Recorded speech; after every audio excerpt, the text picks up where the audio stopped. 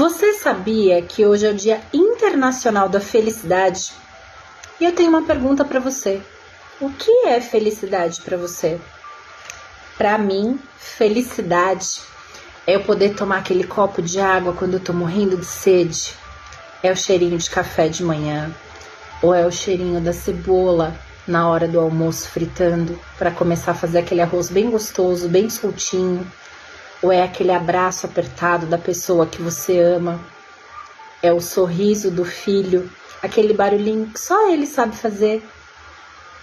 Ou então é abrir a janela e ver o sol saindo, despontando ao amanhecer. Ou então é ver a chuva caindo e molhando as plantinhas.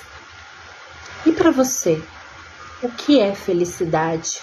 Escreve aqui nos comentários, deixa eu saber.